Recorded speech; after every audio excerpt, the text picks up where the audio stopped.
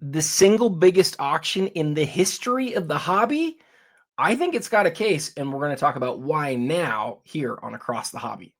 Yo, yo, yo, and welcome to Across the Hobby, a very special episode here today. Today, we're just going to look at this month's Heritage auction, huge auction. I think it's called the Winter, I should know what it's called, Winter Platinum Night Sports Catalog Auction.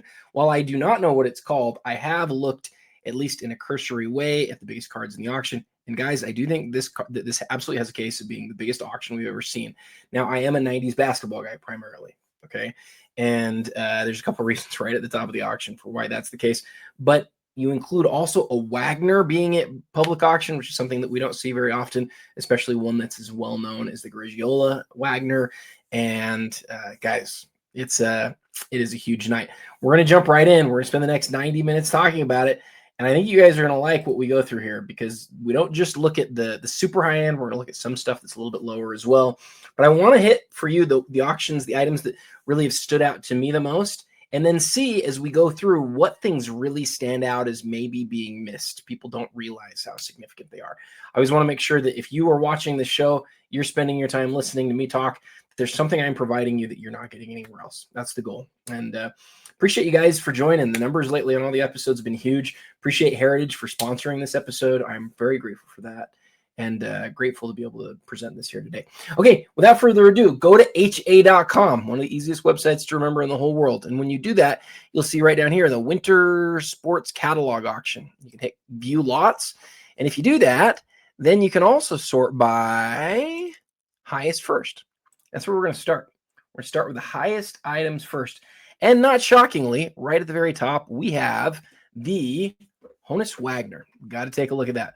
We're going to hit about 10 items right off that are really obvious cards that we have to talk about. I'm actually not going to hit this Mantle. Mantle 8 sort of is well of a known, even though it's ultra high end, it's super well known. Right? We know what it is. I don't think I have a whole lot to add there that'll be of interest. This ring is really cool for Tom Seaver, but I don't have a lot to add there. I'm going to look at this Jordan. We'll look at the 1980 Topps. Sure, we'll talk about what makes the different PSA 10 copies of that different.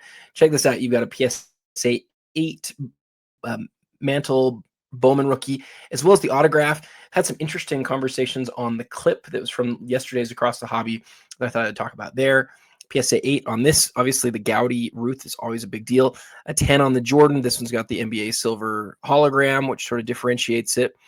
Let's see if we want to click on one or two more. This is an interesting one. The 97 Rubies. My friend MK Sports Cards made the case that he believed that this was second only to the red in terms of parallels of the same ilk from that era. Obviously, you put the green and the now ahead of that. But he had this card ahead of the PMG Champ at one point, and we might talk about why that's the case. Ooh, a 4 on the plank. That's a big deal card. That's a big deal card. I didn't even recognize that was in here. We've already talked about some of these things yesterday, by the way, but we're gonna hit a few of them again. We already talked about that one and this one. Now this is interesting. I noticed this yesterday. I haven't spent a lot of time looking at it, but we're gonna talk about the Kobe Eminence. Let's keep going here. What else do we got? We've got a 1986 Fleer box, unopened packs, box with 36 unopened packs as issued by Fleer. Then we have some original artwork that I'm not going to be super helpful on. A Grand Finale Jordan. Talk about that one.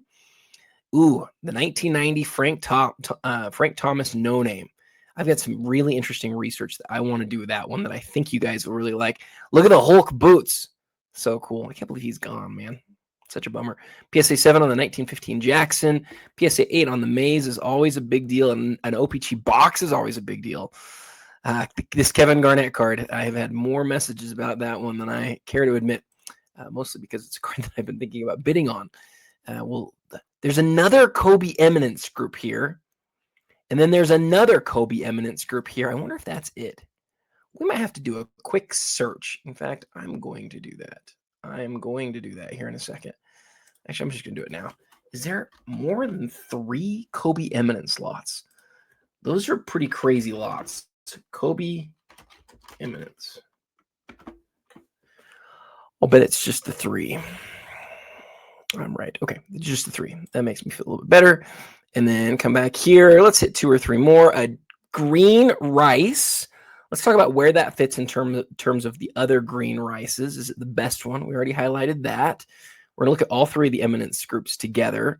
Check this Walter Payton out right here, guys. The Walter Payton autograph rookie, and that is, and I had a preview of this one, so I'm not as shocked by it as I might be otherwise. But I saw Jason Simons from Heritage preview this card, and he said, easily the best Payton autograph we've ever seen.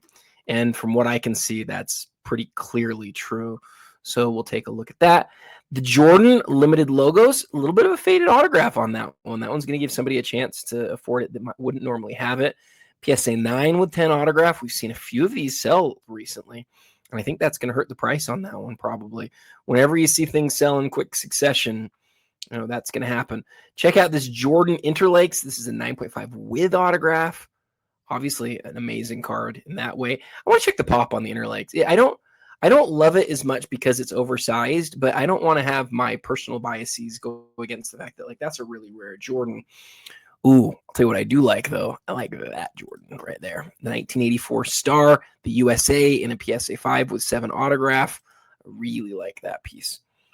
The Jackie. Okay, so we've got about 20 cards already to look at, and during the course of today, we'll probably look at close to 100 cards. So that's the aim.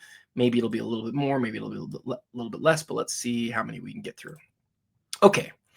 Oh, so it went in reverse order. That's interesting. Maybe we'll start down here then. What? Why is this?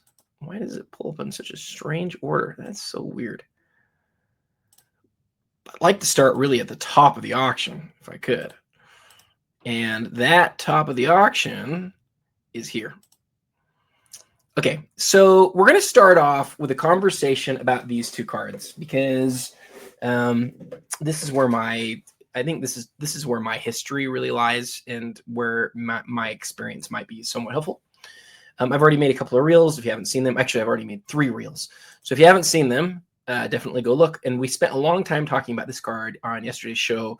Then if you look at my Instagram, you'll see highlighted there too. So with all that said, what we have here are the first 2 Michael Jordan Ultra masterpieces in the same auction. And if either of them were up at a given time, it would be one of the biggest stories of the year. The reason that this is the biggest auction to me ever, part of the reason, is that we have really 2 unprecedented items for Michael Jordan selling at the same time. The only cards that I can think of that would be a bigger story than this for a solo MJ are arguably, they're all arguable. Like in a lot of ways, these are the 2 biggest MJs that you could imagine hitting auction because we haven't seen them before. They're the 2 first Ultra 1-of-1s. We haven't seen them before. To give you guys some context, this is the first one. This is the second one. This one, if you look at the back, so you look at the front, this looks identical. And I mean absolutely 100% identical to the Platinum. If you look at the back of the card, you're going to see the only difference, and this is what's so interesting. Even in the number, it reflects that this is really just a Platinum, right? But it's a Platinum where instead of having any other stamp, it has this stamp right here. The only 1-of-1 masterpiece edition. Now, in the preview for this set in Beckett Magazine, they did not include the presence of a 1-of-1. They said there are 2 parallels, a gold number to 1, or a gold number, non-numbered gold, and a platinum number to 150. Well, they made a change. They made the platinum number to 100, and then they didn't just have 2 parallels. They had a third, and the third was this one, the masterpiece. I suspect that during production, they realized we've got to do something different. We got to make this really, really cool and stand out. Let's do a 1-of-1. And then I think they took one of the plain normal sheets of regular platinum and they numbered it the way they did, and they changed the name of it. And I think the remnant of that is the fact that this says P up here. That's why I think that. All of the sort of details point to that being the case to me. Now, what's really interesting, because I think people will say, well, that's really a negative because it wasn't even supposed to be a 1-of-1 and then they turned it into one. That's how card collecting was in 1997. The companies were haphazardly trying to figure out what we wanted. And that is the story of how they created the first 1-of-1s. Now, there's nobody who's going to corroborate that at this point, at least nobody who I know. Maybe I should ask Jean from Marina Design if she could corroborate that. I'm not sure if she could or if she couldn't, but that's my guess as to how that actually came to be. And what's really interesting about that, why I think that's actually a positive thing, is that in all subsequent years after 97, Fleer would make a duplicate sheet just in case they needed one for replacement copies. And thus, we see this card. Now, I'm not saying this is the replacement copy. That's not something that I know. Okay. There are 2 known copies of this card. I believe. If I remember right, I think Nat Turner had one or has one. I believe he has one. I think this is the other copy. There's a chance Nat is just selling this card, but I don't think so. I think that you see it twice on the pop report, and I think it's understood that there are 2 copies of this card. It is understood there's many cards in this set that there's 2 copies of, and that's because Fleer messed up and they made an additional sheet, and they shouldn't have done that. We see this over and over again with card companies. They make a secondary copy and they harm the card because there should only be 1 copy, right? You pull the only one, you think it's going to be the only one. But here's the thing that I think people miss, and I said this on yesterday's show somewhat. I don't think people realize that the card is still, like, even though there's 2 of them from this era, basically the rarest card of Michael Jordan you can get. In fact, the only card rare of Michael Jordan from this era that you can get is basically this card. There are other 1-of-1s, but they're like showcase where there's 4 different, rows, right? Ultra was different in the Ultra only had the 1 card, only the 1 regular card. Yes, there's a subset card in both 97 and is there one in 98? There's not one for Jordan in 98, I don't believe. Gosh, I should know that off the top of my head, but I don't think there is. The other thing that you'll notice here is that where the 97 is just the same as the platinum, in 98 they wised up and they made the background purple. What's interesting, though, is that this year they left the prefix as the letter P. 85P. P for platinum, right? And here where they did 23P, they did 85P here. The next year they changed the prefix to M, which it should have been all along. It makes no sense to have a P. I wonder why they left it like this for the second year. I believe I know why they did it the first year. I don't know why they did it the second year. So, but what I was saying about this card that I think is important to recognize is I think that people have really sort of said, well, there's not just 1 of them, so it's not that great of a card. Even though there are 2 of them, it's still one of the rarest Jordan cards of the era. And so I think there are people who are sort of like, this is not a big deal. I think the presence of this card at auction is absolutely huge. I think it's absolutely huge. I think it's got a very good chance to be one of the biggest Michael Jordan single card auctions we've ever seen. And the way that I think about it also as a collector of high-end Michael Jordan cards, I consider myself a collector of high-end Jordan cards. There are other people who wouldn't consider me that because I only have a few of them. I have 6 Jordan cards left in my collection. They are the PMG from Metal Universe Championship. It's a BGS 9, one of the highest graded. I have the Metal Fusion in a BGS 9. It's one of the highest graded. I have his 2000 Ultimate Collection autograph patch. It's his first stamp serial number autograph patch. It's numbered to 23. This Jambalaya in 9.5 is a fusion. His Playmakers Theater in a BGS 8, and his Slam Bams in an 8.5, which is one of his highest graded. And the question that I would ask for both of these cards is, what would I do? And I have asked myself this question. I am currently asking myself this question. What would I do to get this card? Would I trade all of my Jordans to get this Jordan? So if I go through and I add them up, it's probably about $1.5 million. Would I trade all of those to get this card? In the past, I have decided, yes, I would be willing to do this. And I say yes in the past because there have been a few times where this card there's been rumblings that it would be was available. And when those rumblings have come, I've been like, would I trade all 6 of my Jordans for that card? I think the answer is yes. It's not aesthetically as impressive as the Fusion or the Playmakers Theater, or the PMG. Losing my mind here. But 50 and 40 compared to 1 is a big deal. And guys, it is a playing days card. In a lot of ways, it's easily the best Michael Jordan 1-of-1 card ever made because it was made while he was still active. Okay, so if I am quickly able to say, I think I'd sell all my Jordans, my $1.5 million of Jordans, and it's only at $750. Why don't I? I think it's going to sell for a lot. I do. They have the estimate. Where do they have the estimate? I think they had like 2 million or something. I don't know what it's going to sell for, and I haven't heard anything from anybody. I don't have any inside knowledge on this. I think people in general don't want to talk to me about this sort of thing because it might come out, not, directly, but it might come out on shows like this or in content. But I look at that, and I think it's got a case for being like literally one of the best Michael Jordan cards in the world. What card would you rather have than this? Would you rather have one of the 10 PMG greens? The PMG green folks would tell you that that's a no-brainer. I don't think it's a no-brainer. It's more iconic for sure. The PMG green is. It's known as like the card more than this is. But this is the first Michael Jordan 1 of 1.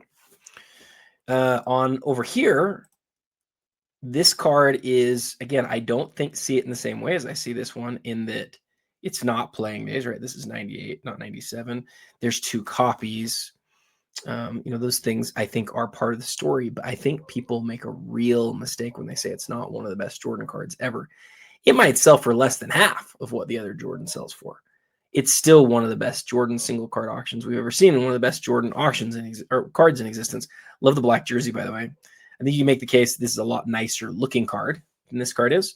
I like the horizontal. I like the view from above. I like that it's purple. There's no questioning what it is. It's not platinum.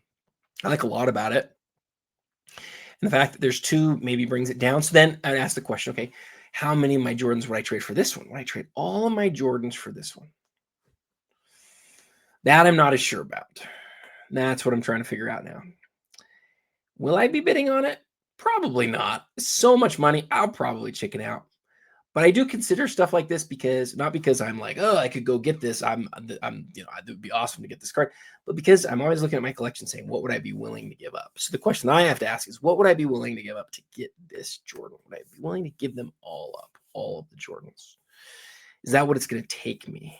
The estimate on this one, I think, was $1 million. So the fact that both those are up at the same time leads me as a 90s collector to feel like this is a once-in-a-lifetime type auction. I don't know what more you could want in an auction other than, like I said, a green. So take those for what they're worth. 2 of the best Michael Jordan cards literally ever made. All right, the 1980 Topps in a PSA 10, a recently reholdered. You can see it's a reholder because it starts with a 06 and it's got the new Lighthouse label. There's not a lot of print issues on this one, which is something you see very commonly. There's that line that we see down at the bottom right that we've seen many times before on many copies. The perforations are not quite centered, but they're pretty nice. The card centering looks pretty good to me. Is there just a tiny bit of tilt? I don't know. It looks pretty spot on. You might see a little bit as you compare that top. Do you see any right there? It's always hard to figure out, but this is a card that you want to look at that for. How good of a 10 is it, is the question. And then the other question is, when was the last time that it sold? One of my favorite fakes, this card's one of the most faked cards ever, is on the back here in this area. It has a few names that are fake. They just slipped those in, which is kind of fun. Look right here. There's a little bit of lightning around Larry Costello's name, I think. So that sort of thing happens for sure on backs of cards all the time. Not something that would prevent the card from being a 10. But yeah, you want to compare it to other 10s. You want to, check the total pop, but it's one of the most popular basketball cards, obviously, of all time. Okay, so this Jordan Star Rubies is going to give us one of our first research projects. So what I want to do on this one, I remember my friend MK Sports Cards saying that he thought this was the best one other than PMG Champ. And I was like, I don't like him saying that. I don't like MK saying that because I have a PMG Champ and I think it's better. But truthfully, I was like, gosh, I think it's probably pretty close. I think he might be onto something. So let's do something real quick. The point that he made at that time was that it had been a really long time since this card had moved. Now, we've seen more recently, I think. And whenever that happens, it gives cards a chance to not sell for quite as much. I still aesthetically like the PMG Champ more, but gosh, I do like this Rubies. Look at this. An authentic, not even with a numeric grade, but an authentic traded hands in December for $163,000. Before that, a BGS 8.5 moved for $207,000 in 2000 or 2025. Then another authentic holder in 2024.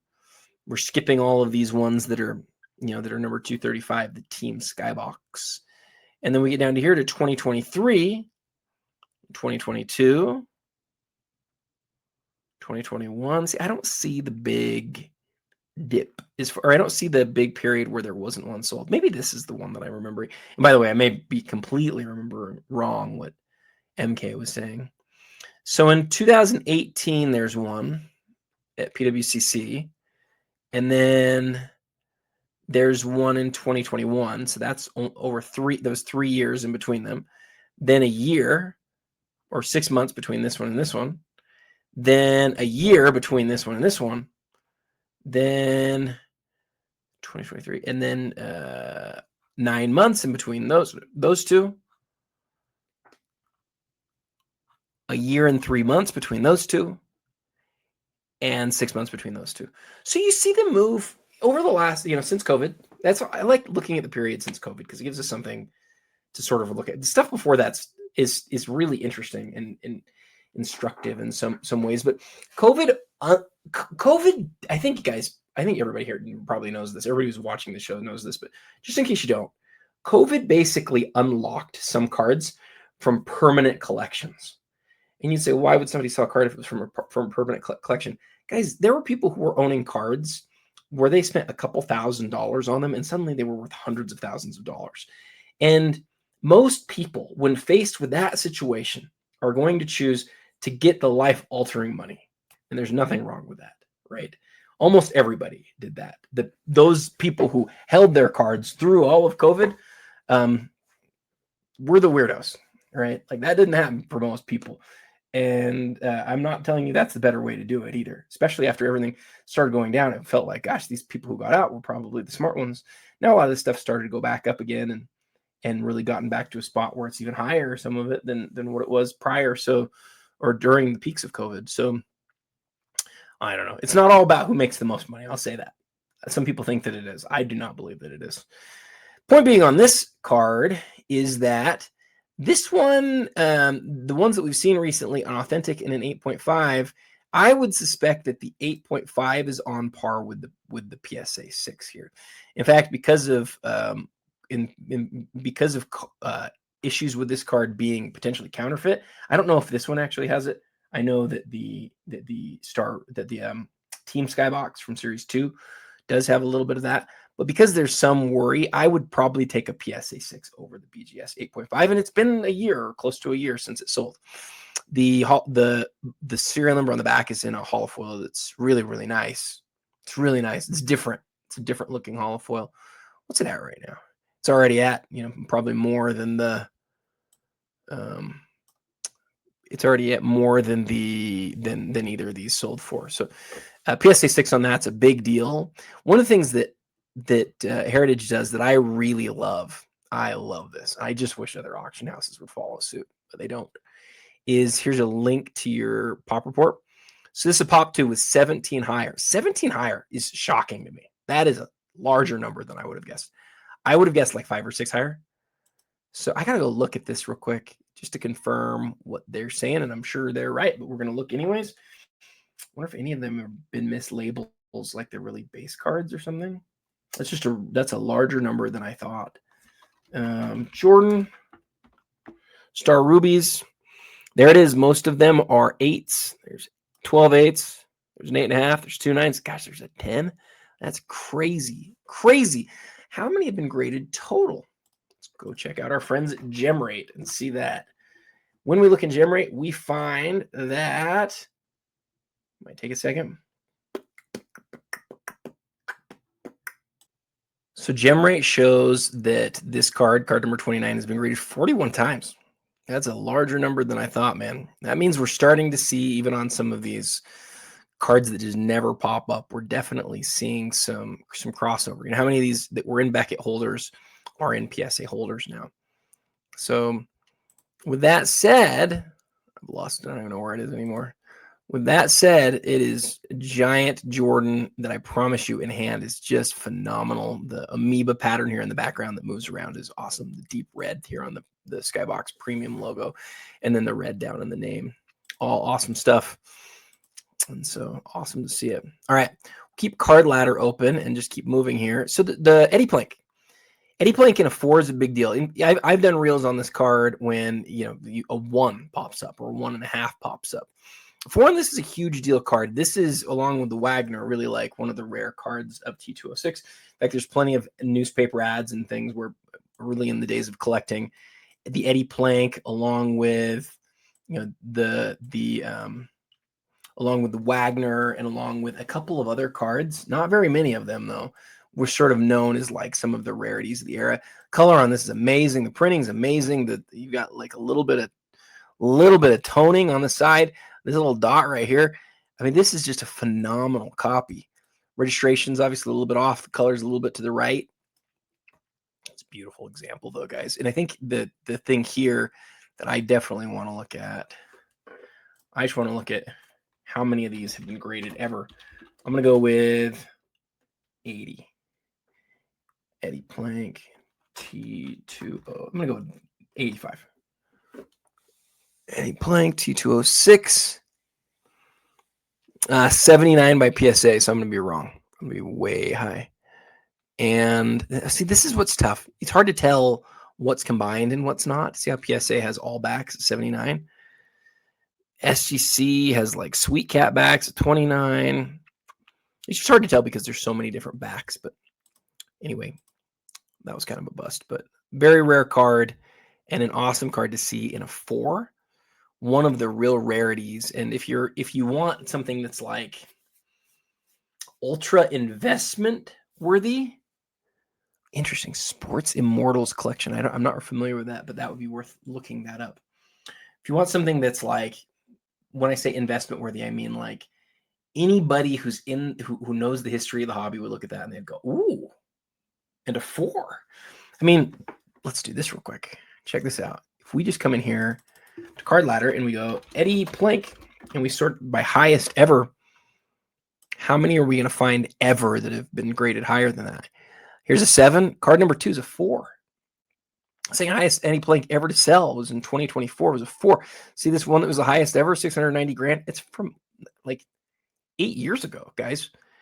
This one right here from 2020 was a 6, a 3 in 2019.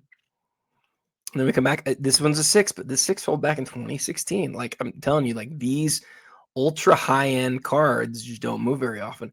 Here's a 3, PSA 3, old label, new holders. It's a reholder, but this card was graded a long time ago as a 3, and that's from the Rounders collection. That's 237,900. That one, being that it's so recently, in fact, let's check this real quick. Let's include a minimum price of 100 grand, and then let's sort by. Shout out to Card Ladder, by the way. Let's sort here. So a 1.5 sold in April. This one, wait, this 4, wait, didn't I just see one that was 2025? Am I going crazy? Maybe I'm going crazy, actually. I thought I just saw one just sold.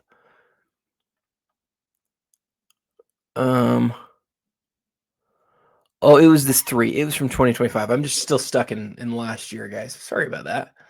So if we sort this, again, we're going to put minimum price on this of 100,000. We'll do this quick because I know a lot of you guys don't care about Eddie Plank. But so, and then we sort by date sold. When was the last time that a 4? Okay, so a 4 last sold in 2024. And we're seeing a good copy sell about twice a year. So this is one of those good copies. And the last time that something that was as high as a 4 sold was in 2024. And before that, it was 2020. This will be the 3rd time this decade that a 4 has sold. A 4 or higher has sold. So is it a big deal card? It's a really big deal card. It's a really big deal card. Okay, we talked about this one yesterday, but I wanted to highlight for those of you who have not already watched the episode that's across the whole hobby. This one obviously is just heritage focused.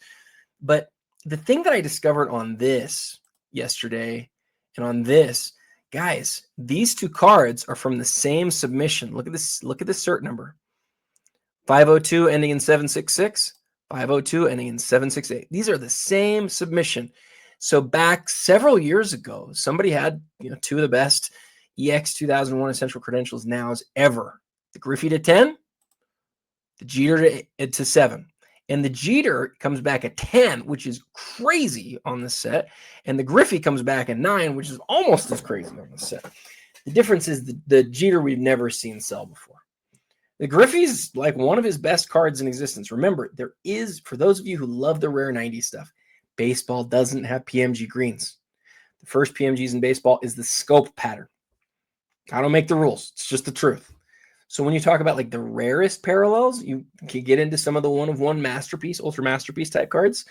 But outside of those, this is really the set. And this is really the rarest set, I should say. I would say in general, these cards are significantly preferred over the masterpiece. In fact, the Jordan, we were just looking at the masterpiece a few minutes ago.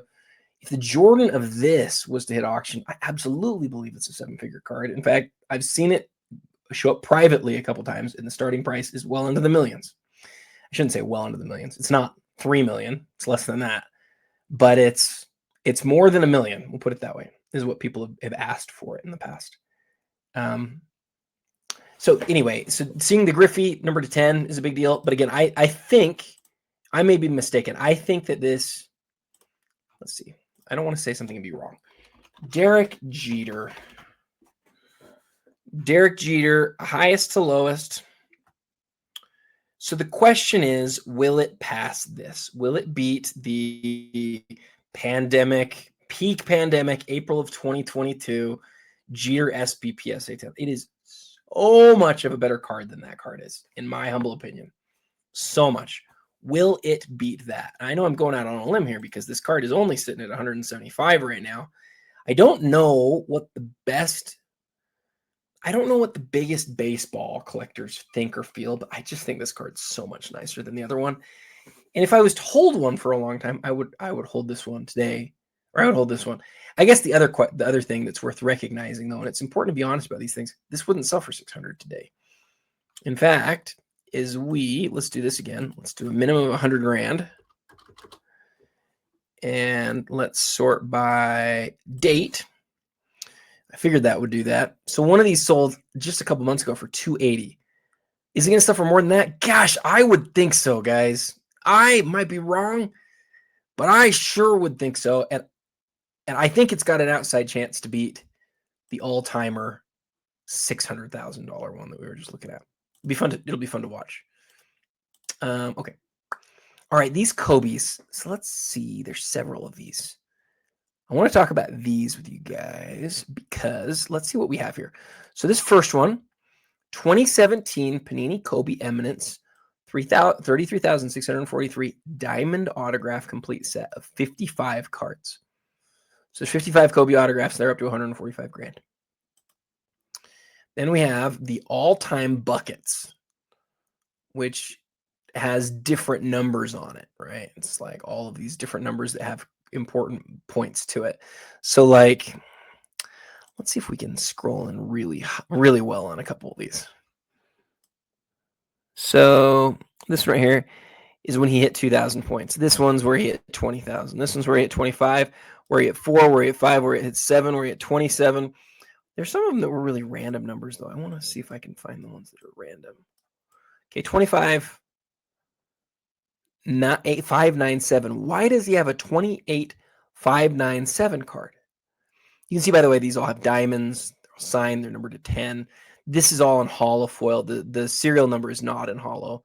You get the Mamba logo. So what I want to know is why at Philadelphia is this card? Why is this card on here? Because he ended up scoring more than this, right? Let's see if we can figure it out. Let's see if the back tells us anything. If we can find the back, let's see. Okay. Bryant ran into an old running mate on the NBA's all-time scoring list, and then he ran right past him. Black Mamba splashed a jumper in Philly to climb into 5th spot by overtaking Shaquille O'Neal. I want to personally congratulate Kobe on being the greatest Laker ever, O'Neal said. The enclosed diamond and the autograph are guaranteed by Panini America. Interesting. So, yeah, so that's what those are. And then if we come to this one, this is my favorite of the sets. I remember this one well. I actually thought this was a 10 card set. Shows you what I know. This is not a 10 card set. It is a 26 card set, and it is the Mamba Moments. And the reason that I like the Mamba Moments, because I'm a one-trick pony who just loves holofoil, guys. And these cards each highlight a certain element of the image in holofoil, like the trophy here and the number on Kobe's jersey there and there. And I don't see anything here that's really highlighted, but I could be wrong. And the trophies and the ball. Like, they're just cool. They're just different. And they stood out to me. The trophy. I thought there were 10 of them. I'm mistaken. I think I'm mistaken. Let's see if, I think they're all numbered to 10, right? To 10, to 10. Yeah, this to me is the most interesting, though. The other sets are really awesome too for different reasons, and they commemorate different things. And the other two will suffer more probably because there's a lot more autographs. But to me, this was always like one of the inserts of the product. Okay, so 3 crazy sets are all selling at the same time. So what I want to do is, like, you've got to understand what it was like when these cards came out. So it's 2017. The only time Eminence had ever come out before this was in 2014-15, right at the end of 2015, actually. And that was a league-wide product, a totally normal product that even had rookies in it, modern cards or modern stars, autographs, patches, whatever else. Then in 2017, Panini brings out this Kobe version of Eminence, and it was really different. And honestly, a lot of us weren't like super huge fans of it because it was just Kobe. All of the cards were Kobe. The vast majority of the cards in this set were autographs. There were some cards that were just precious metals, like just gold, just platinum, I think. And then there were some cards that were different, that were like a white card that had like a black autograph on them. The other thing that came in the 2017 Kobe Eminence set was cards that were just straight up patches. Really interesting designs on the patches. There were no autograph patches in 2017 Panini Eminence. Kind of strange, right? You would think for one of the highest end products, I think it was the highest end product ever at that point in time, you'd think they'd do some autograph patches, but they didn't. They didn't have a single autograph patch of Kobe Bryant in the product. Instead, it was just rare autographs that really sold the product. And to me, it wasn't the most interesting thing. But then you fast forward a couple years and we know what happened, right? We know what happened in January of 2020. Tragically, we lost Kobe. And then what happened is people started looking back and saying, I want key pieces of Kobe's career. Well, it turns out that the 2017 Eminence set really presented Kobe's whole career in a really special sort of way. You've got point totals. You've got all the biggest moments where he had the accolades come and the awards come. And now I look back and I go, you dummy, Adam, why didn't you collect some of these things? I just don't think we knew that Kobe autographs weren't going to come out forever, right? We just didn't know that at some point they'd stop. And so it sort of serves as like this ultra incredible production that Panini put together at the time. And if I remember right, you can even look back and you can see interviews that Kobe gave about signing these cards and what that was like. And it was really a tremendous production that they put together. It was a one-time type thing. The boxes weren't that crazy. I think, if I remember, the boxes were like around 10 or 11 grand at first. And now these days, there's such crazy numbers. I don't know if you could find one. So 3 huge sets all selling at the same time. It's pretty interesting. If you're a believer in Kobe's autograph, if you're a believer in Kobe's ultra high-end autographs, these are 3 interesting auctions. All right, those are my thoughts on those 3 lots. Now let's come down. Okay, Jordan Grand Finale. I've long made the case this is the single best parallel the Upper Deck ever made. It looks almost identical to the gold. Just there's some different colors in here, and then the big thing is on the back. You have a hand-numbered serial number, which you'll see right here. This one shows number 23 out of 50. Because the 23 is hand-numbered, I'm just going to be real here. Because it's hand numbered, a lot of people won't feel like that is necessarily original to the card. They'll feel like that was maybe wiped and written over, which is really sad because it could be the real one. It absolutely could be the real one. There's no reason to know that it's not the real one, and that is really a phenomenal thing. And that's a big part of what is being paid here, because having that 23 is a huge, huge deal. It's not my thing because I just get nervous that it's been wiped. I don't know, to be clear, I don't know whether this surface is like one that historically has had issues with being wiped and rewritten on. I don't know how to tell those things. I don't know how to look at this and know. I just don't know. But I don't feel as good about a handwritten 23 as I would if it was stamped. I'll say that. It's still the best parallel ever. It's still the best parallel the Upper Deck ever made. I still believe that. Okay, so here's the question on this card, and this is a really simple question. From the junk wax era, is this the single best card ever made? Is this the single best card from the entire junk wax era? I think it's got a case. Let's look at Card Ladder and let's see if I'm crazy here. So the way that we're going to do this is let's go into Card Ladder and let's just simply type in the year, 1990. We're going to hit enter and we're going to sort by highest. And if we do that, I think we're going to see a Frank Thomas. Yeah, it was the number 1 most expensive card and the number 2 most expensive card. And number 3 is not even in the same ballpark. From 1990, it is easily the highest priced card ever to sell. And here it is again. It's going to be one of the highest selling cards ever for 1990, right? Already, even if it ended right now, it would be the 3rd highest selling card from 1990 ever. And all 3 of the cards ever that have sold for that high are the same copy of this same card. Guys, there's only one PSA 10 of this card. There's only one. So seeing it at auction is a huge deal. Okay, so now let's do this. So we know that's true for 1990. What about for 1991?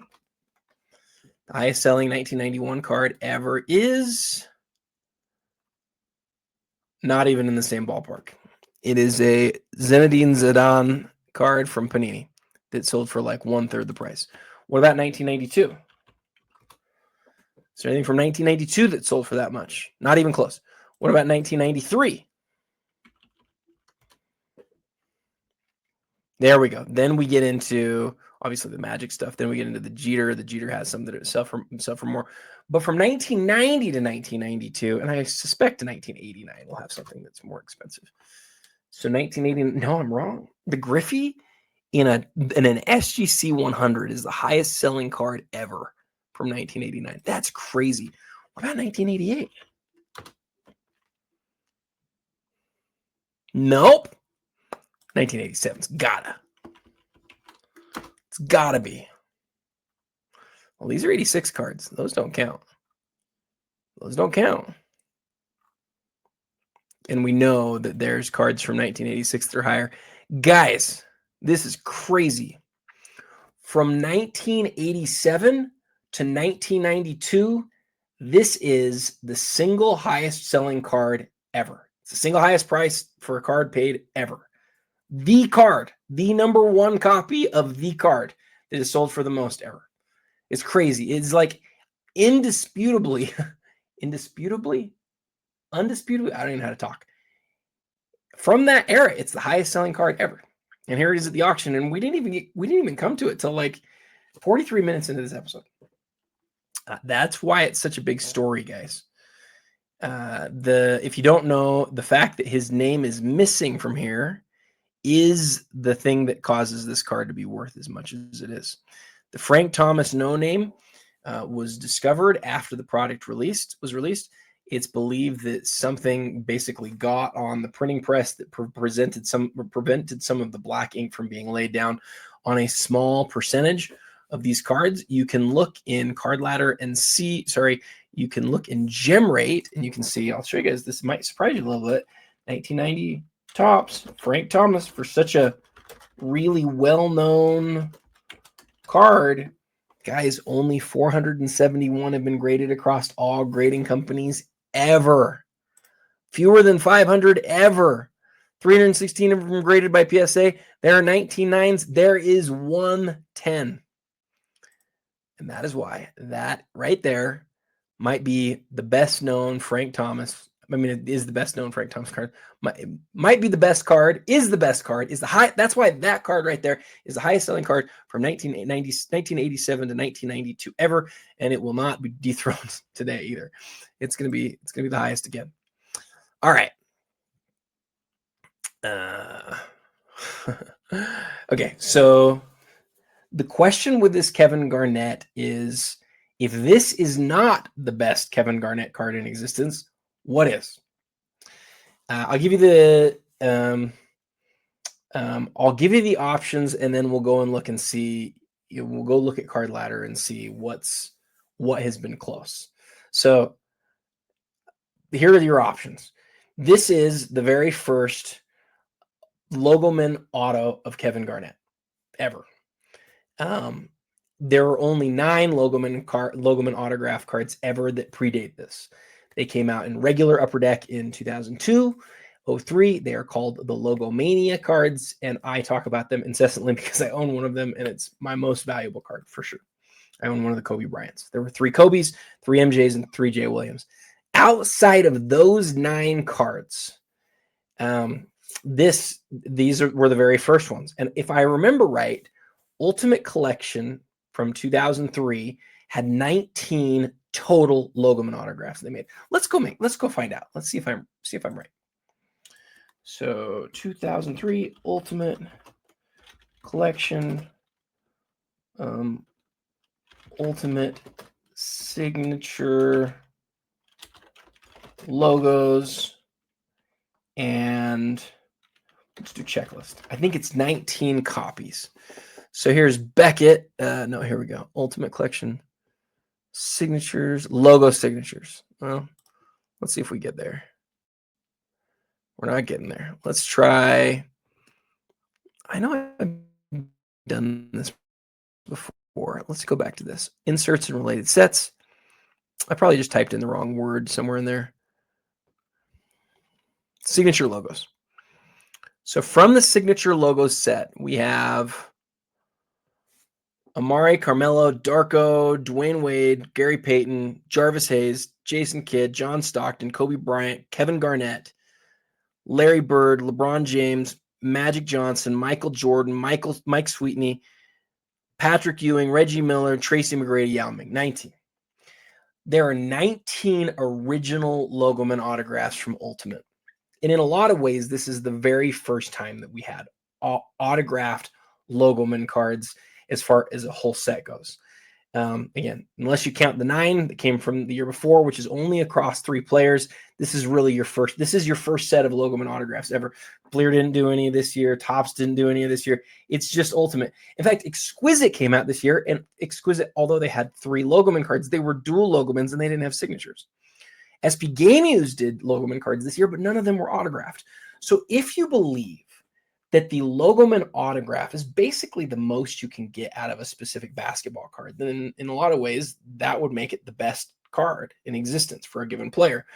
And given that this is the very first one for Kevin Garnett, I think that you have to at least consider this as the best Kevin Garnett card in existence.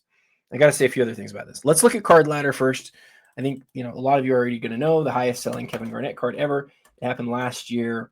It was the 2003 Exquisite 21 of 21. Other than cards that have other players on them, right? Kevin Garnett's first 4 cards ever, 3 of the 4 of them have another player or multiple other players on them that are the reason why the card's driven to this high on the list. This one right here really shocked some people, though. Also was sold at Heritage. It's number 21 of 21. It's from the number pieces set. It's graded a 7 with a 10. But make no mistake, the reason that this card sold for what it did is because it was the 21 out of 21.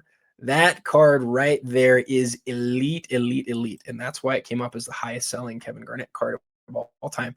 But I have a hard time believing that there's any chance that card can outsell this card. As much as I'd like it to stay low, I think this card will probably be higher.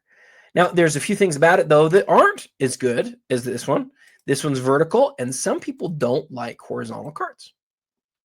This one, the logoman has this little chunk taken out of it, and some people, I think, might have a problem with that. I have thought a lot about that.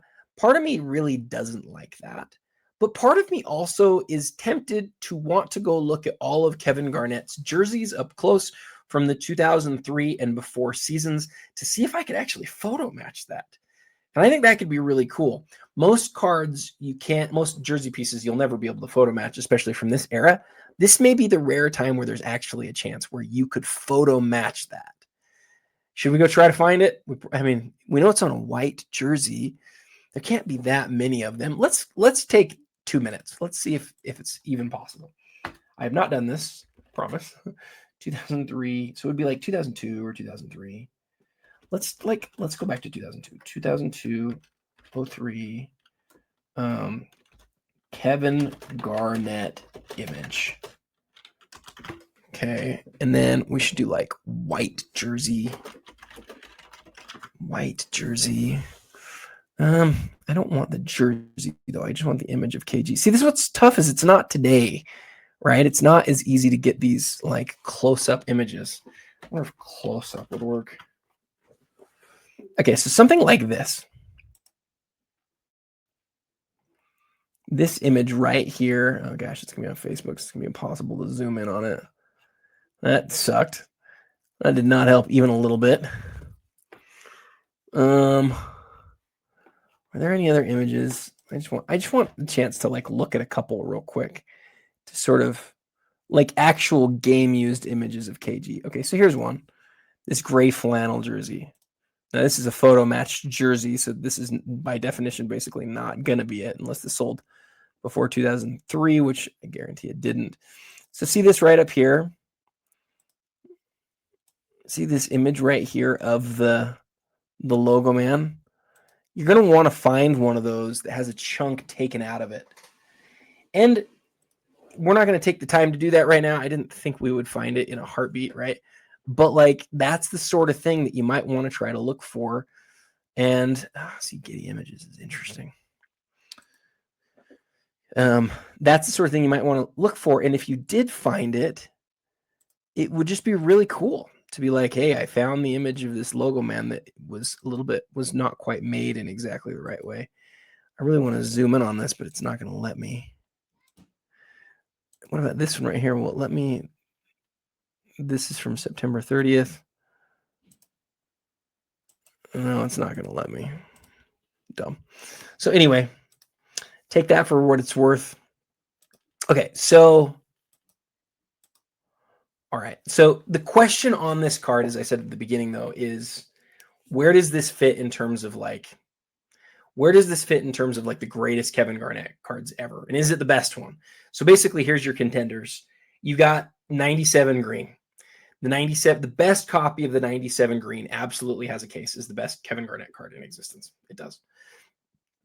We haven't seen one sell in a really long time. I don't know if we've ever seen one sell. The last time I know one changed hands is when Nat bought a copy and then his car got broken into, and the card along with a whole bunch of other cards got stolen and they somehow tracked it down. So that was a pretty amazing story. That is the last time I remember green moving, and it absolutely has a case. There are 10 of those though. There's one first logoman, right? One first logoman autograph. There might be a logoman that was made the year before in one of the top sets. I don't know that off the top of my head, and that's harder to research. Although it might be easy. It might just be in Beckett's database. The other cards are the 98 Gem Masters. It's the only one of one from metal. Some people really love that. It's a very unique design.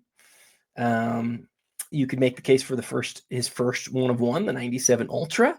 Some people might make that case. Some people might think that's a terrible call, that it's not in the conversation. I think it's in the conversation, but I don't think it's there.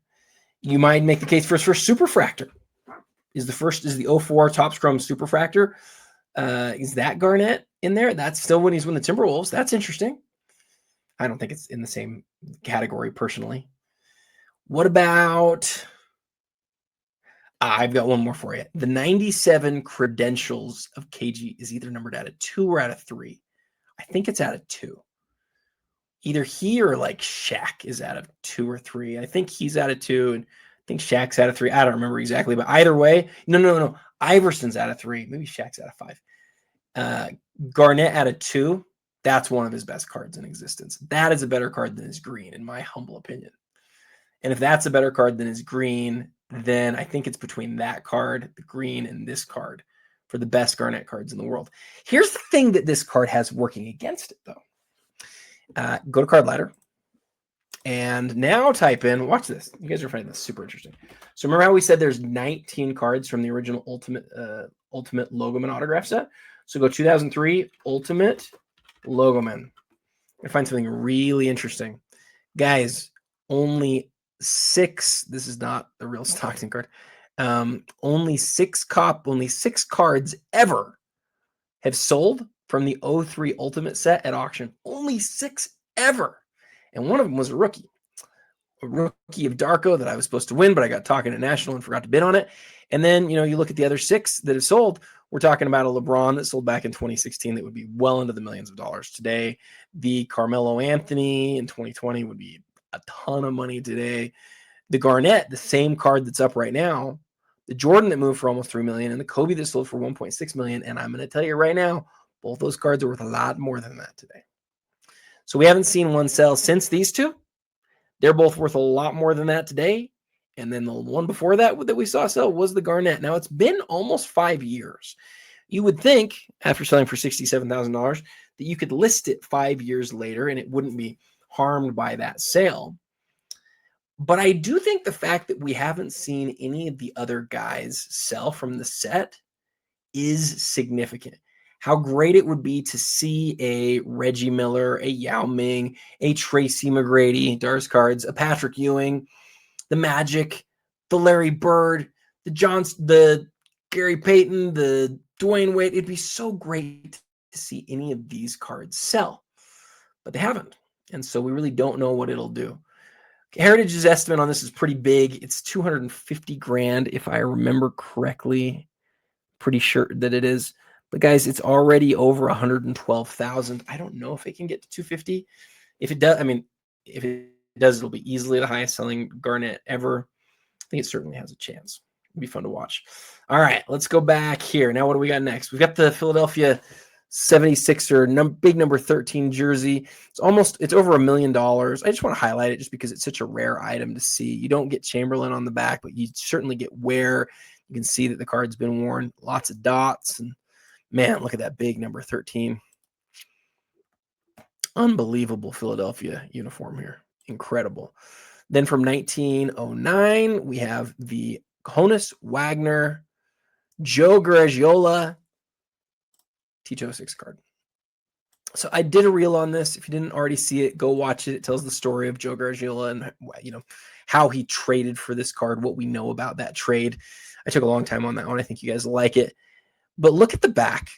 Okay, now this back is not ideal. It's not. This card was obviously stuck to it was stuck to something. Probably stuck to some sort of album. And that album, unfortunately, had elements of the album that peeled away, that fused to the card. And, you'll never, unfortunately, be able to get those off. At least you'd assume that you wouldn't be able to get them off because whoever graded this at SGC all those years ago was unable to get it off. We had a Wagner that recently sold that had a very high profile. And so, of course, the question on a card like this is, is this going to be of the same level of profile? The other one was able to get a numeric grade. This one doesn't. This one's not going to sell for as much as that from that perspective.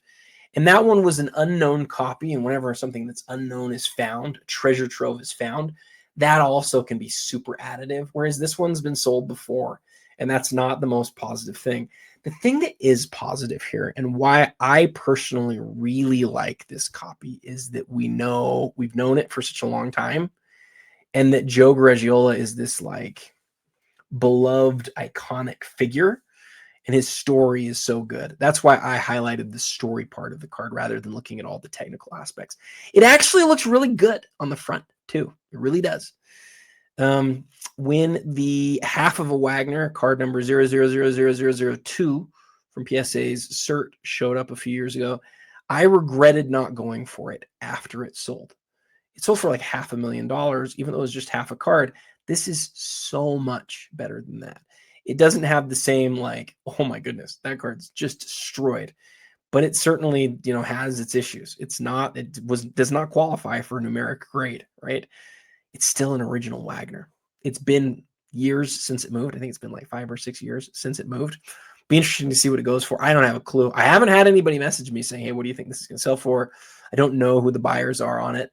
But man, if I was running a fund and I wanted a couple of cards to just show hey, we bought some stuff where this is an amazing card to own in the long term for 10, 20 years.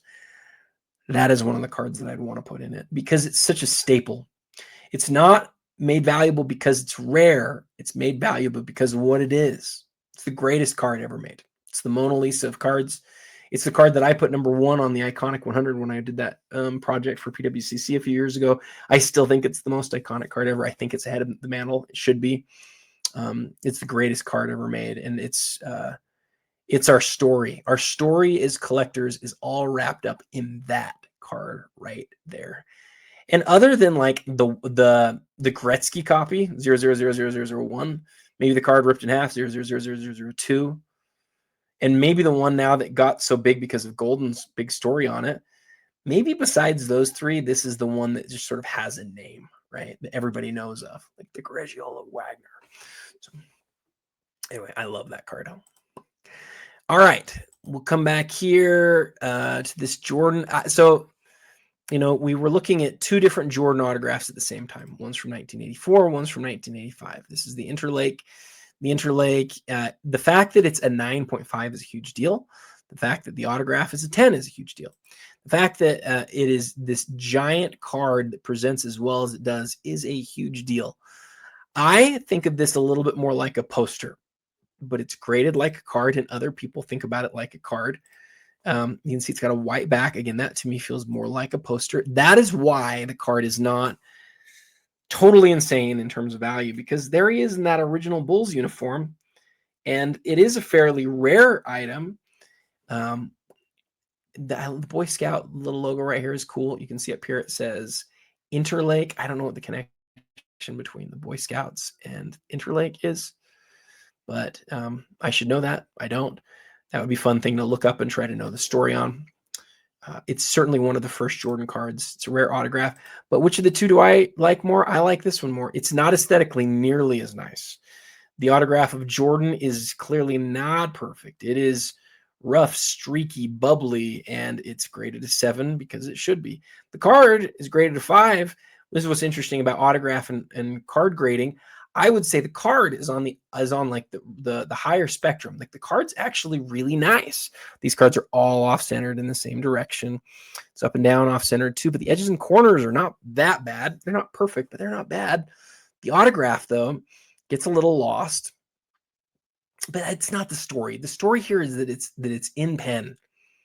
How many in pen autographs are there? I know there's 20 of the number 101 that's been graded by PSA. I'm going to guess this one. I'm going to guess the Olympic Jordan. There are 8 that have ever been graded. I do not know. We're looking at it together right now. Okay, it's a pop 1 with 2 higher. I might be high here. There's going to be a few that are going to be lower than it, but how many? We're going to find out, guys. Except for sometimes the PSA website gives me a really hard time. Okay. Jordan. We are looking at card 195. Card 195 has been graded 7 times. What did I say? Did I say 8? I think I said 8. That's pretty good. It's pretty close. This is card 195, right? It's the blue one that's last. Yeah, I always forget that. So of those 7, it's a pop 1 with 2 graded higher. And the 2 graded higher are a couple of 6s. It's a top 3 autograph copy of this card in existence. You think this card's going to sell well? This card's a huge card, guys. We have seen recently some of the earliest Jordan autographs, some of the earliest cards that are autographed in super low population. We've seen them sell for absolutely bonkers numbers. This is one of those cards that I look at that I think sort of fits in that same classification. It's one of his 3 first cards ever made. And you're telling me that there's only 7 copies that have ever been signed and then submitted to PSA, and this is a top 3 copy? This card's a huge, huge card. All righty. Let's go to the next one. We already did this one now. Then we already did the Interlake. Taking too long. Now look at this. Autograph on this Jordan. Not great, Bob. Streaky. Gets lost here, right? He skips. And it has been baked in the sun, baked in the light at least. And I've had conversations with a lot of collectors recently where they're like, I don't think that autograph changed because of light. I think it was just a bad pen. And I'm like, I don't know how to teach some people. Like, it's one of the most obvious things in the world that some of these have been dramatically influenced by light.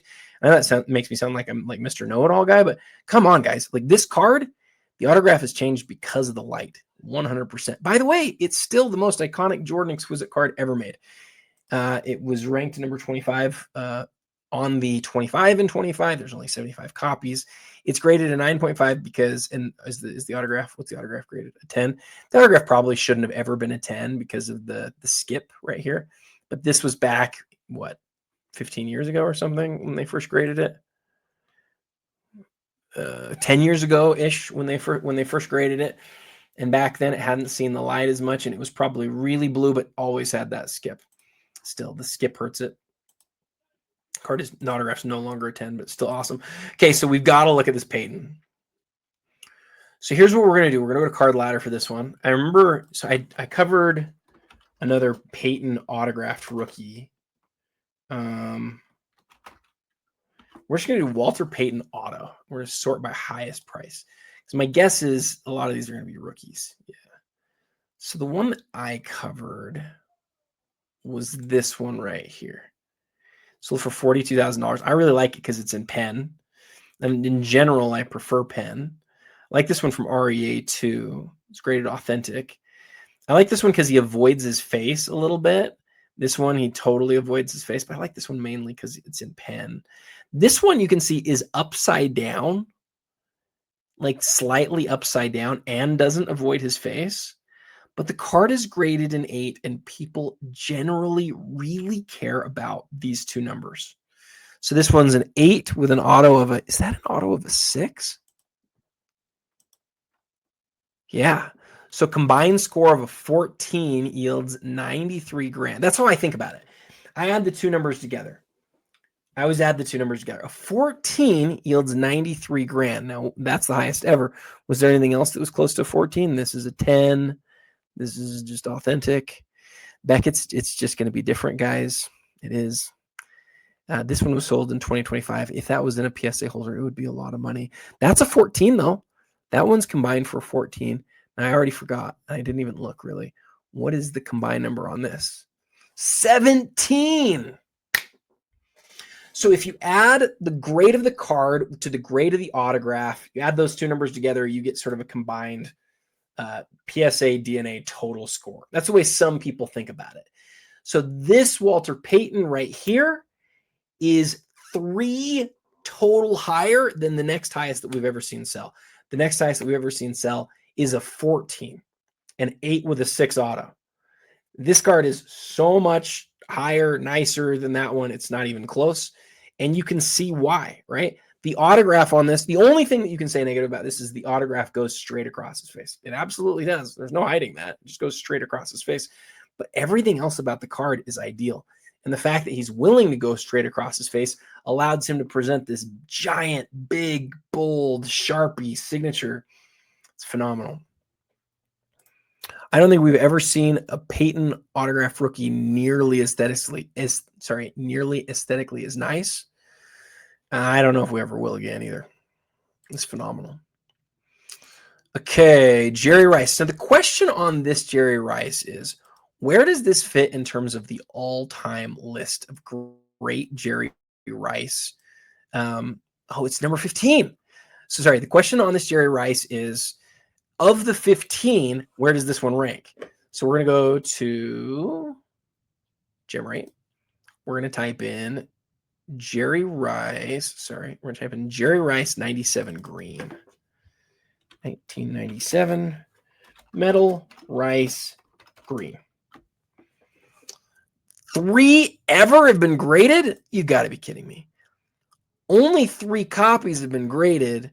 One's a BGS 8.5, and then there's a PSA 7 and a PSA 6. Only 3 copies of this card have been graded ever by all of the grading companies. It's definitely one of the best Jerry Rice cards in the world. Let's go to card ladder. Let's figure out where it's going to fit. Where's it going to finish? Jerry Rice. And let's go highest to lowest. Okay, so highest selling Jerry Rice cards ever. Oh, it sold before. This card sold before and is already the second highest selling Jerry Rice card ever in October of 2022. We also have a bunch of PSA 10 rookies. Here's the 6 again in 2023. A bunch of PSA 10 rookies. A bunch of PSA 10 rookies. Sounded like a broken record yet. So this card will certainly sell as one of the highest selling Jerry Rice cards of all time. The question is whether there's a ceiling on it from this one right here, the Gem Masters. Are people willing to go to that price? I'm not so sure. The fact that it's one of only 3 ever graded, though, it is a big, big deal card. Big deal card. Okay, we've only gone through the first 20 or so items. We got to keep moving. So now we get down to some of the other great stuff of the auction. So as we keep going, there are obviously just a ton more huge items. This maze is super interesting. This is also from the Golden Age collection, the same as the mantle 51 Bowman autograph. This one, you can see the autograph. In fact, let's just scroll. Let's click this one as. Oh, sorry, wrong button, guys. Let's click this one as one of our next group. We're gonna look at like maybe. I was hoping to get to 100, but I've been so darn long-winded. We're probably only going to make it through another 20 items or so. Where did we've got to look at the maze. Where did it go? It's gone. I lost it. Oh, I went too far. It's going to be right down here. So check that out. Sweet Lincoln autographs, almost like a signed card. There's something really similar to that at Pawn Stars that I know got a lot of attention. Okay, we're going to click on this. Ooh, an OPG. An OPG Ryan rookie. We got to look at that.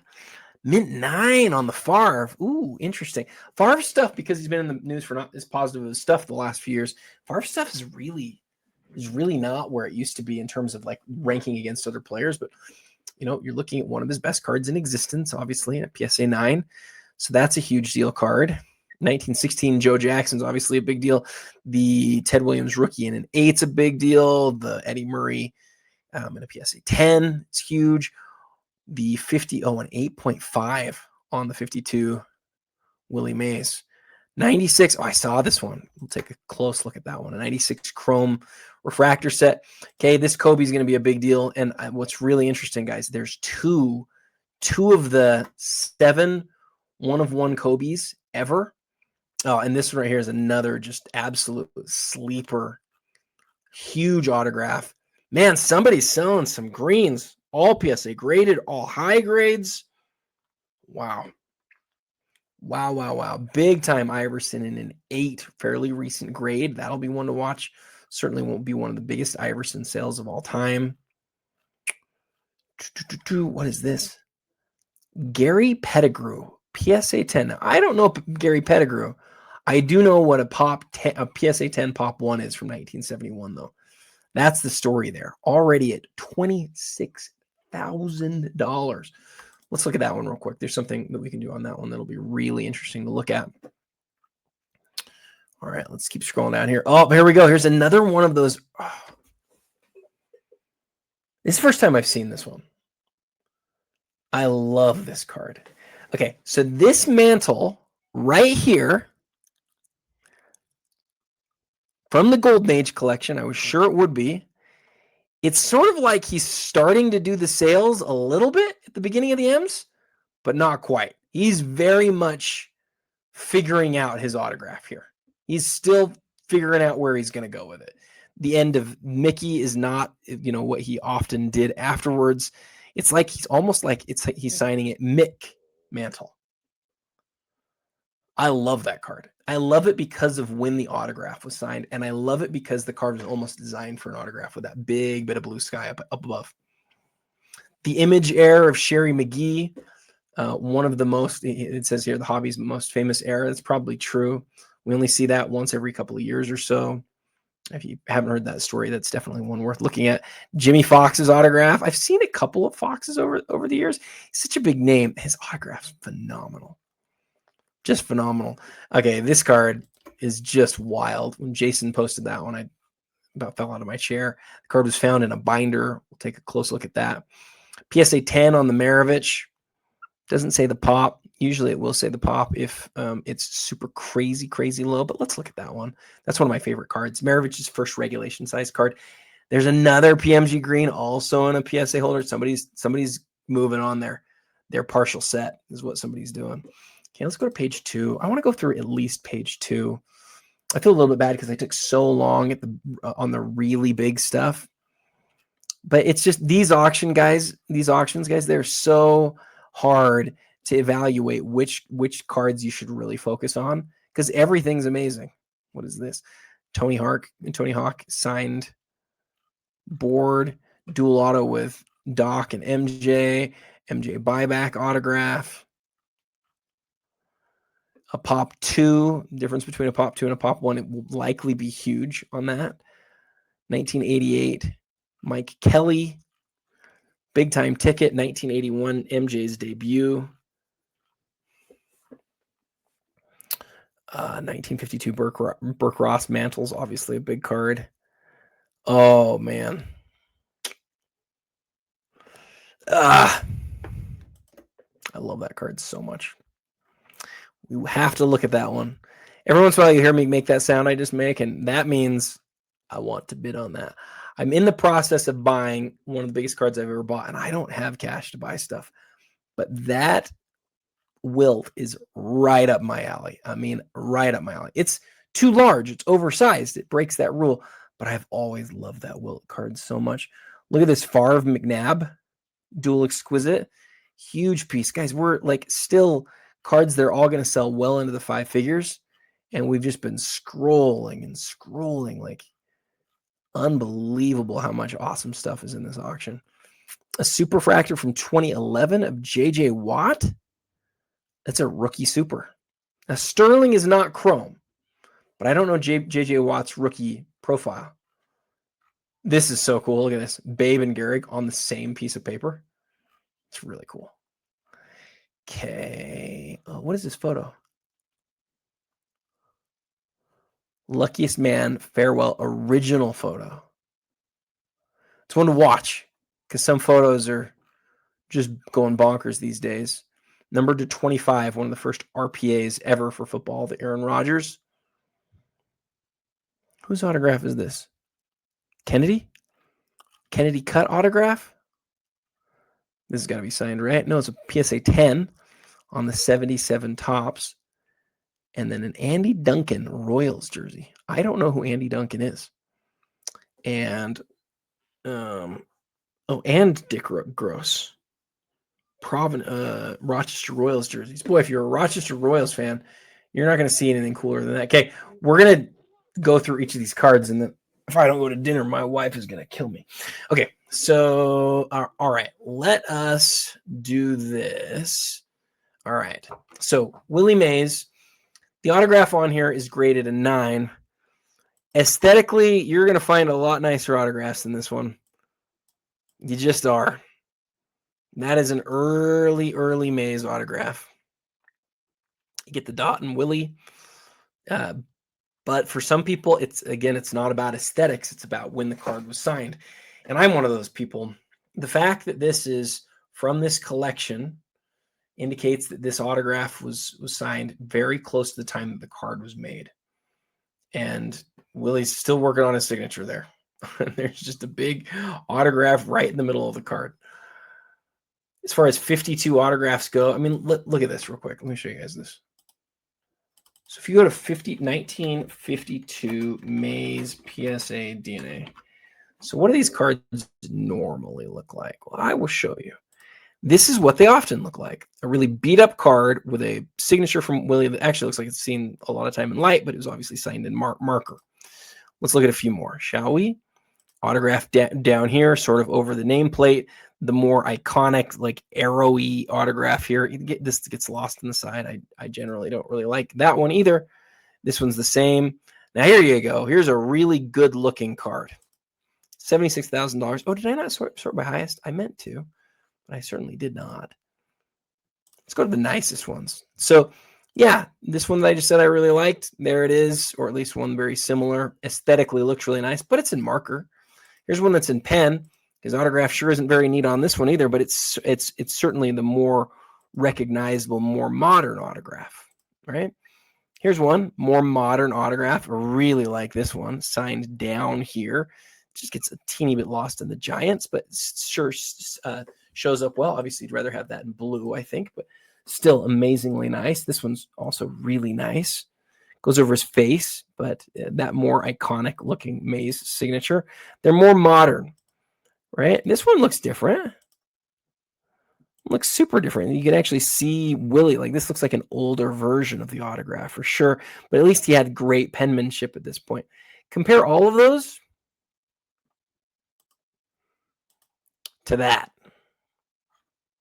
Really early, really not very like aesthetically pleasing, but it's the earliest, probably it might be the earliest Mays autograph on this card in existence. So how does a card like that graded a 4 with an 8 auto sell? I don't know. I don't know if the autograph's too small or not aesthetically pleasing to not blow people away, but it might go the other direction. It might just be amazing because it's one of the first ones signed. I don't know. I generally go against aesthetics and toward significance. And to me, an early autograph really matters. What I wanted to see on this is I don't know anything about the OP Cheap Pop Report. And so I just want to check that real quick. Estimate on this one's $60,000. Oops, sorry. So this one's an A. It's really high grade. There's only 2 graded higher than this one. This is one of the 14 greatest copies of this card in the world. I want to see how many total there are, though. I'll bet if there's 14 between those, there's still got to be a couple hundred, I think. Maybe like 400 total. Let's see how crazy or how far off I am. My guess is gonna be. Let's go. I'm gonna go 350. Not even close. Around 200. Just a little bit over 200 copies of this card. Should have stayed where I started with that one. Still a very cool card. That's across all of them. This is a very cool card because it's a pop 14, our highest 14 total copies ever. This set, I want to see. I don't think the whole thing's PSA graded, is it? Oh, maybe it is.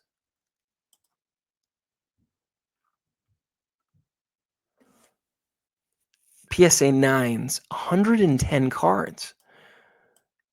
Yeah, these are all graded, guys. That's cool. This is in a lot of ways the greatest refractor set of all time for basketball. And I say that because people forget the finest years. It's not first. There's finest 93, 94, and 95. It comes first. In fact, 96 finest came first too. This is interesting. Heritage got some different stuff here. They've got some 3D stuff going on. I don't think I've seen 3D stuff at Heritage before. Great looking 9 on the Jordan here. What is this going to do? Is this going to do a 360 for all those cards at the same time? I want to see that. What does this look like? Oh, it's just going to show me the Kobe. So this is sitting at 34. This is going to go up a lot. These are all PSA graded, and that's a big, big deal on this set, especially because 110 9s?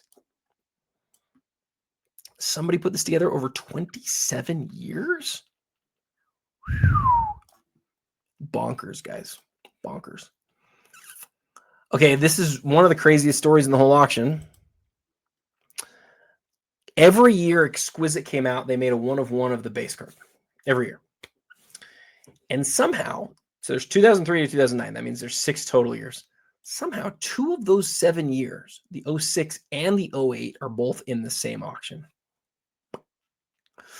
I think, if I'm not mistaken, both of these moved in the last year or two as well.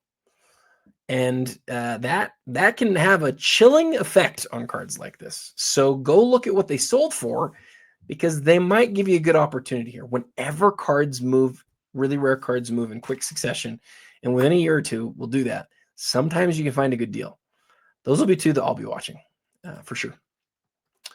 And a card that I think a lot of people are going to scroll past. Why do I think people are going to scroll past it? Because I think they're going to see, oh yeah, I've seen this Kobe MJ a million times before.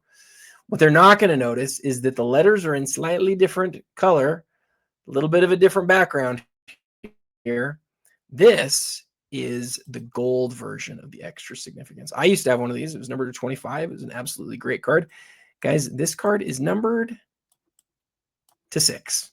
I didn't know that this card existed until I saw it at auction here. Kobe's autograph goes off that card. That's obviously not ideal. For that reason, it's probably graded a 9 on the auto. There it is, graded. Oh, you know what? Where's the autograph grade? They didn't grade the autograph, and that's crazy. Some of you are going to say, oh, Adam, they often don't grade the autograph for Beckett if it's not a 10. No. This card was graded all the way back like 20 years ago. So I thought at that point they graded all of the autographs, but I think that they just hadn't started grading the autographs yet. Cards have been in that holder for a long time. The autographs are exceptionally well preserved. That's one of my favorite cards in the whole auction. For certain, $31,000 right now. Okay, so what I wanted to look at here on this Pettigrew is this. I wonder how rare it is to get a PSA 10 from the whole set. So I want to click there. Now we can see it's obviously a pop 1. And we know there was that other card that was up that was a pop 2. But how many 10s of the 80,000 copies of these cards that have been graded, how many of them are PSA 10s? 96. A little bit more than 1 in 1,000.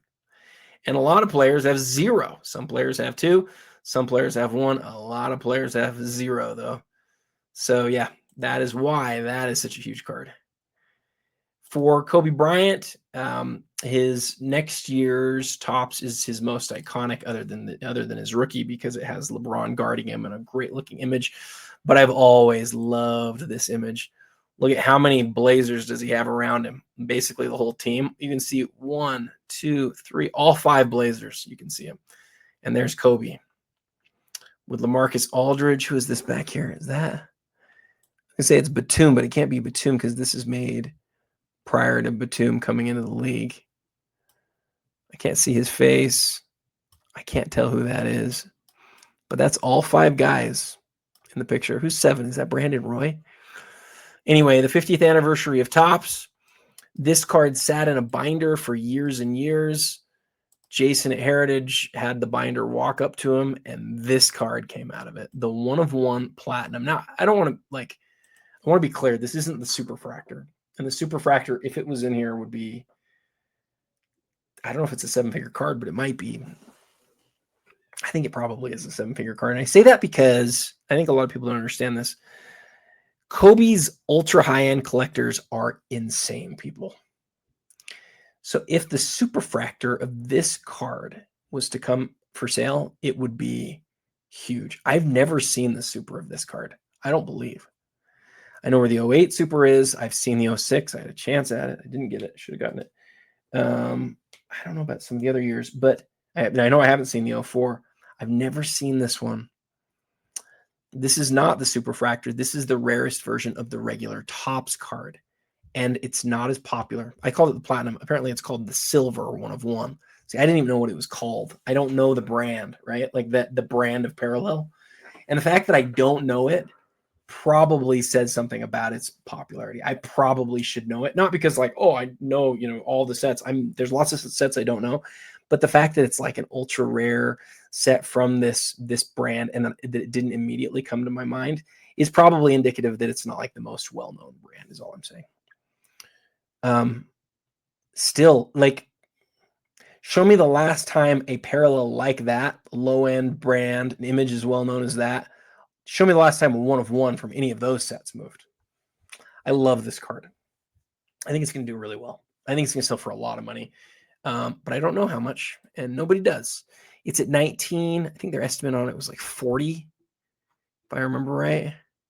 So yeah, 40. I think it'll sell for a lot more than that, but I could be wrong because it's a Parallel that people don't know well. I have a few contacts in the hobby that see stuff like this and they're like, I'm going to win that. And I just think a couple of them will fight each other on it.